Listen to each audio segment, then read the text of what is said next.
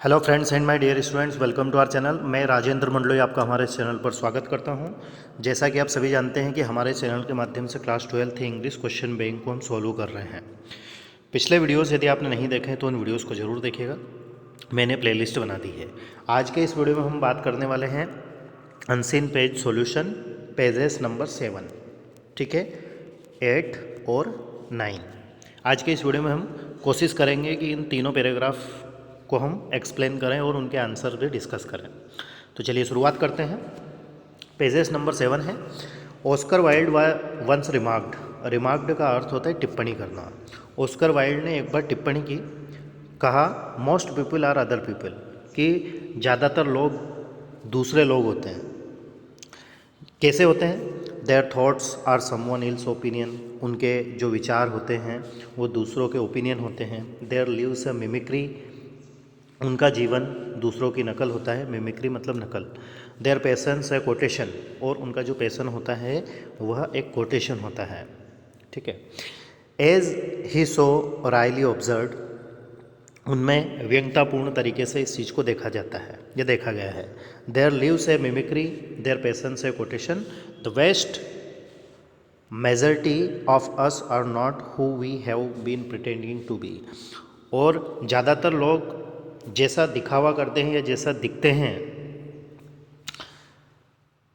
And the lives we have been living until now are moulded according to rules and values that are not own, मतलब जैसा वो दिखते हैं या जैसा जीवन जीने का वो दावा करते हैं वैसा वास्तव में वह स्वयं होते नहीं हैं। वो दूसरों के रूल्स एंड रेगुलेशन को फॉलो करते हैं, उनको अपनाते हैं।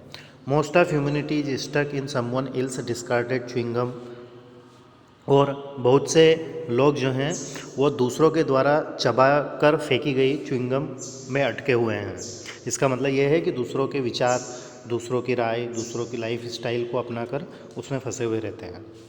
Is yet to break free, और अभी तक उससे आज़ाद नहीं हुए हैं। Unless you have been brave enough to forsake this trap, यदि आप इस ट्रैप को, इस जाल को त्यागना चाहते हैं, छोड़ना चाहते हैं, तो आपको पर्याप्त रूप से बहादुर होना पड़ेगा।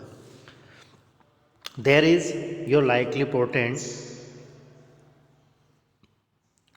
Your religious convictions are those of your parents और कम्युनिटी। रिलीजियस कन्विक्शन का अर्थ होता है धार्मिक विश्वास, है ना। जो आपका धार्मिक विश्वास है आपके पेरेंट्स, आपकी कम्युनिटी को दर्शाता है।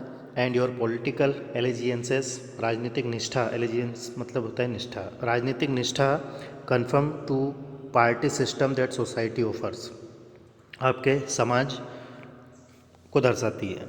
These are desirable choices that hold society together, और ये जो डिज़ायरेबल चॉइसेस हैं यही सोसाइटी को एक साथ होल्ड करके रखती है। They make you who you are, और यही चीज़ें बताती हैं कि तुम कौन हो। यू माइट आर्ग्यू, इस पर तुम बहस कर सकते हो। ट्रू, सत्य है। But only you might argue, परंतु सिर्फ तुम यदि बहस करते हो। ट्रू, सत्य है। But only if you are content with admiring the wrapping, content मतलब संतुष्ट होना, एडमायर मतलब होता है प्रशंसा करना, और रैपिंग मतलब जैसे कोई सा बॉक्स है और ऊपर से वो पूरा बंद है, रैपर है ना, रैपर मतलब। तो कह रहे हैं कि एक बॉक्स है और उस बॉक्स के ऊपरी हिस्से मतलब बाहरी जो रैपर है उससे आप संतुष्ट हैं और उसकी प्रशंसा कर रहे हैं। And never looking inside the box, और उसके अंदर क्या है वो नहीं देख रहे हैं। If you dare to look you discover, यदि आप उस बॉक्स के अंदर देखने की कोशिश करोगे तो आप पाओगे, क्या पाओगे? How this basic thoughts originated in fundamental belief formed during the first year of your life. तो आप जिस चीज़ की डिस्कवरी करोगे या जिस चीज़ के बारे में आपको पता चलेगा और जो विचार आपके दिमाग में आएंगे, तो आपको लगेगा कि ये जो फंडामेंटल बिलीफ हैं ये आपके जीवन के फर्स्ट ईयर में पहले साल के लिए फंडामेंटल हैं या बेसिक हैं। Children usually bend their perceptions interpretations of reality to match those who care for them. बच्चों को, जो बच्चे होते हैं, बच्चों की धारणाएं और इंटरप्रिटेशन जो है उनको बेंड कर दिया जाता है ना। और फिर वो बच्चे जो हैं रियलिटी मतलब वास्तविकता से उस चीज़ को मैच करते हैं जो उनकी केयर करते हैं। They find way to please in order to receive attention, और फिर वह खुश होने के तरीके ढूंढते हैं। कौन? बच्चे। एज दे ग्रो अप, जैसे वो बड़े होते हैं, द इश्यूज़ में चेंज, मसले जो हैं वो परिवर्तित हो जाते हैं, but the initial patterns of conformity remains ingrained in them, परंतु जो आवश्यक और प्रारंभिक पैटर्न रहता है वह उनमें दीर्घ स्थायी हो जाता है, मतलब लंबे समय तक रहता है। इनग्रेंड का अर्थ होता है दीर्घ स्थायी। The price for surrendering of consensus is steep, it is nothing less than the loss of individuality, और यह व्यक्तित्व को खोने से कम नहीं होता। You disengage from the grandness of creation and implode into the holographic illusions human have come to call reality. और यदि आप जो डिसएंगेज फ्रॉम ग्रांडनेस है, मतलब प्रकृति से दूर रहते हैं, या जो वास्तविकता है उससे यदि हम दूर रहते हैं तो फिर हम एक होलोग्राफिक इल्यूशन में पहुंच जाते हैं। होलोग्राफिक इल्यूशन का अर्थ होता है कल्पना लोक।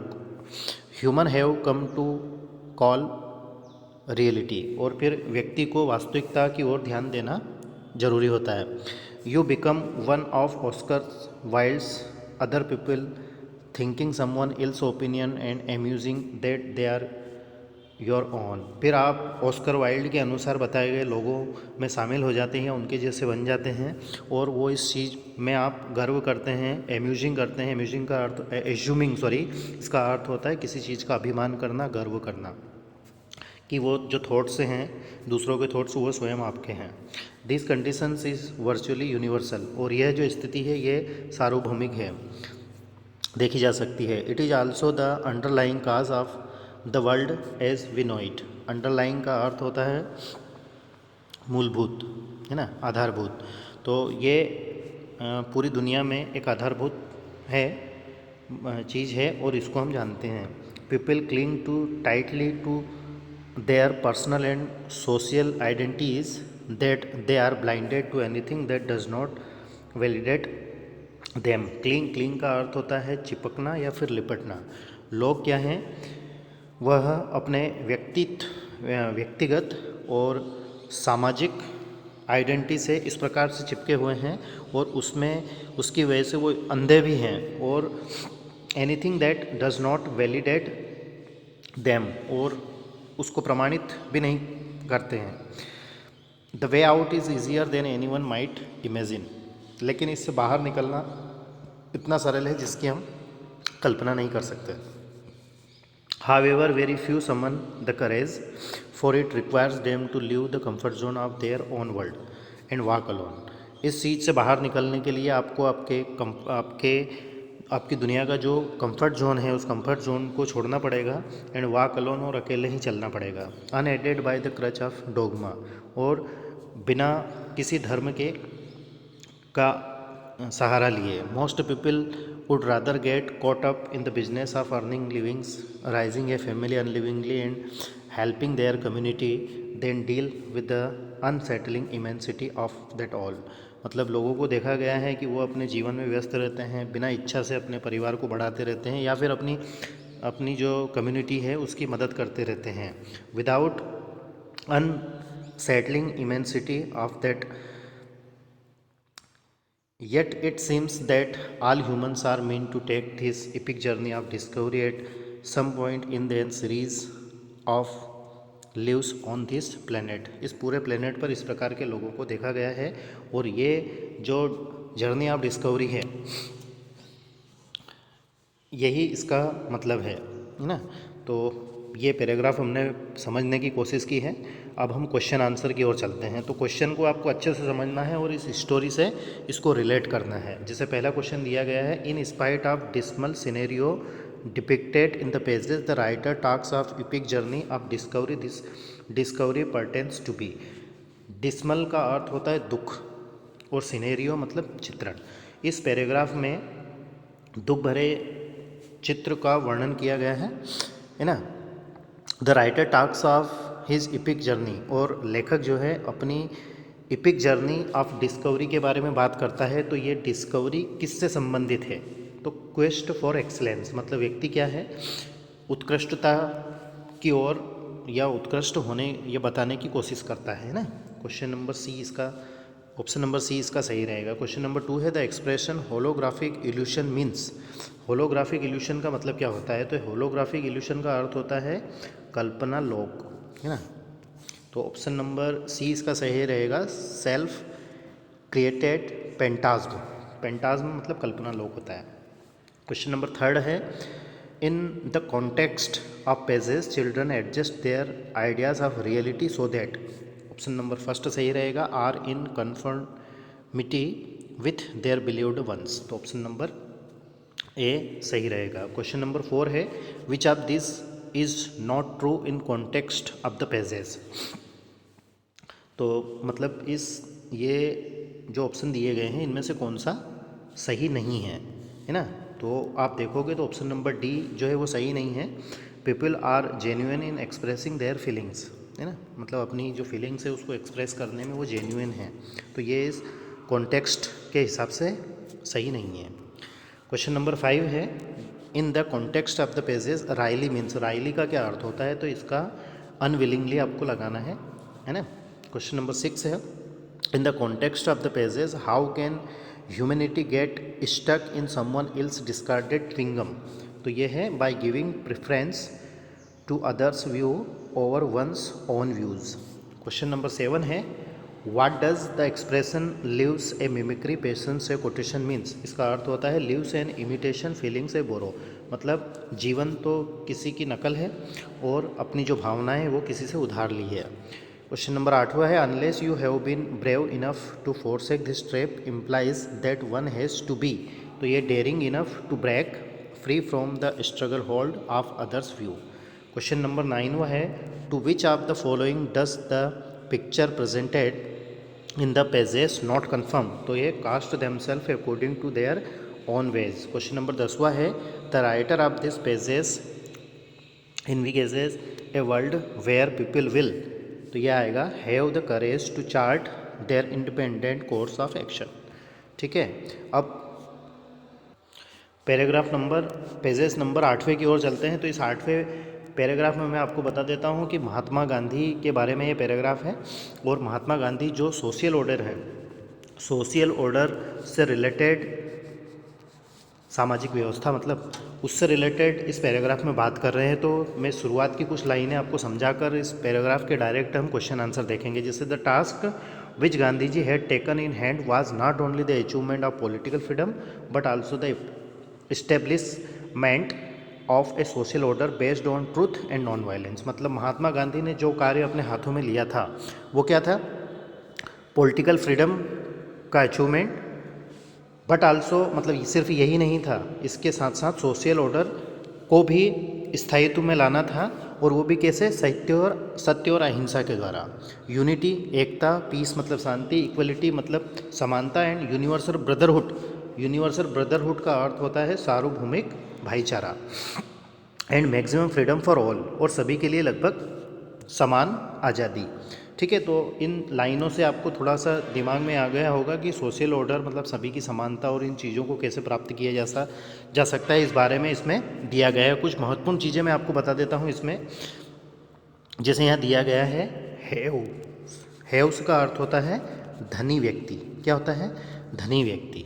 दूसरा एक और दिया गया है have nots, HAVENOTES। Have nots का अर्थ होता है निर्धन व्यक्ति।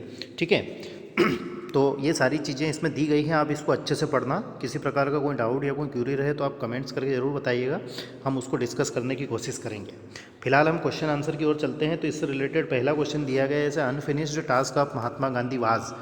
तो वो है establishment of a peaceful coexistent non violent society. Question number 2 है select the best option to complete the sentence Gandhi aimed at. तो यह है establishing a non-violent society. Question number 3 है according to the pages people ultimately overturn the form of a social order। तो C option सही रहेगा which is based on co-erection and operation. चौथा question है according to the passage which of the following statement is not true.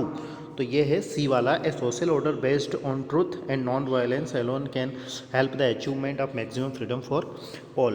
पांचवा है in the context of the passage what is meant by adoption of the ideal of trusteeship, substitution of spiritual values by material values by those who live in the paradise of material satisfaction। Question number 6 है choose the most appropriate title for the pages. तो इसका title जो है the social order of Gandhi's vision. Question number 7वां है answer the following question in the context of the passage. Why does man value his possessions more than his life to get recognition in society. Question number 8वां है egalitarian means क्या होता है। तो इसका जो अर्थ होता है वो होता है समानतावादी। ठीक है, तो इसका आंसर होगा social and political equality. Question number 9वां है in the context of the passage which of the following statement is false. C वाला है the instinct of possession causes conflict. 10वां है in the pages the metaphor of paradise has been given. Paradise का अर्थ होता है स्वर्ग और मेटाफर का अर्थ होता है रूपक। तो इसका आंसर होगा फुलफिलिंग स्पिरिचुअल नीड्स। ठीक है, अब पेजेस नंबर 9 की हम बात करते हैं। तो इसमें डॉक्टर भीमराव अंबेडकर के बारे में बताया गया है ना, कि उन्होंने कौन से कॉलेज में पढ़ाया था, है ना, एज ए प्रोफेसर, और उनका सब्जेक्ट क्या था, फिर वो लंदन कब गए थे, लंदन क्यों गए थे, वहाँ जाकर उन्होंने कैसे स्टडी की। ठीक है, साथ ही उनकी जो थीसिस है, थीसिस का नाम क्या है ना, और उस थीसिस को लिखने में कितना समय लगा, ये सारी चीज़ें इसमें दी गई है। तो वहाँ पर जैसे वो लंदन गए थे, तो लंदन गए तो वहाँ एक लंदन म्यूज़ियम में उन्होंने अध्ययन किया, है ना। अध्ययन करने के बाद उनकी, वो गरीब थे, उनके पास उस समय स्थिति इतनी अच्छी नहीं थी, तो उन्होंने अपने एक मित्र से 5000 का लोन लिया था, उधार लिए थे मतलब पैसे। ठीक है, तो इसके आंसर्स की ओर चलते हैं। पहला क्वेश्चन दिया गया है where did doctor Ambedkar teach. Doctor Ambedkar ने कहाँ पढ़ाया था, तो वो ऑप्शन नंबर बी है, कॉलेज का नाम दिया गया है। क्वेश्चन नंबर 2 है doctor Ambedkar was a teacher of. Doctor Ambedkar किस सब्जेक्ट के टीचर थे, तो पॉलिटिकल इकोनॉमिक्स के थे। ऑप्शन नंबर फर्स्ट इसका सही रहेगा। क्वेश्चन नंबर 3 है who amongst the following was doctor Ambedkar's benefactor. Benefactor का अर्थ होता है उपकार करने वाला या फिर दया करने वाला, है ना। तो वो था Raja of Kolhapur. Option number C इसका सही रहेगा। Name doctor Ambedkar's friend who helped him to go to England. Doctor Ambedkar के मित्र का नाम बताओ जिसने इनकी मदद की इंग्लैंड जाने में, तो उनका नाम था नवल। ऑप्शन नंबर डी सही रहेगा।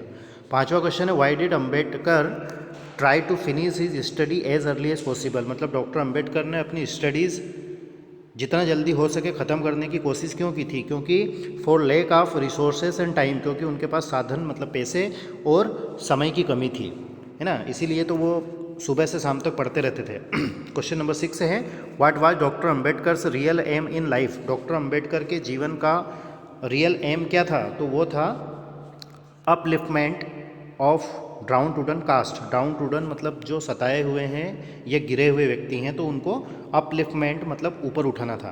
क्वेश्चन नंबर 7 है what was the core slogan raised bye Ambedkar.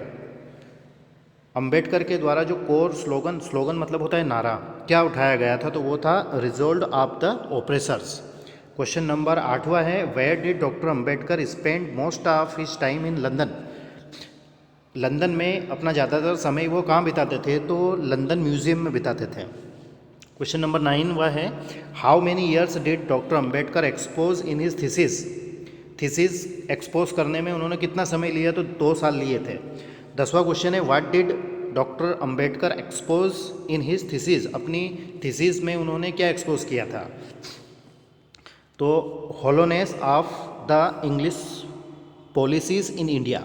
Option number D सही रहेगा। ठीक है दोस्तों, तो आज के इस वीडियो के माध्यम से हमने class 12th English question bank के पैराग्राफ मतलब पेजेस नंबर 7वां, 8वां और 9वां, इन तीनों का हमने हिंदी एक्सप्लेन मतलब स्टोरी हमने आपको समझाने की कोशिश की है। साथ ही इससे रिलेटेड जिस प्रकार के क्वेश्चन पूछे गए हैं उनको भी हमने डिस्कस किया है। If you have any kind of query, doubts, then you can comments, please comments. ठीक है दोस्तों, अच्छे से तैयारी करें, अपना ध्यान रखें और बिल्कुल सीरियस होकर तैयारी करें क्योंकि परीक्षा में अब ज़्यादा समय नहीं है. Thank you very much for watching and don't forget to watch the previous videos. Thank you very much once again. Please take care of yourself.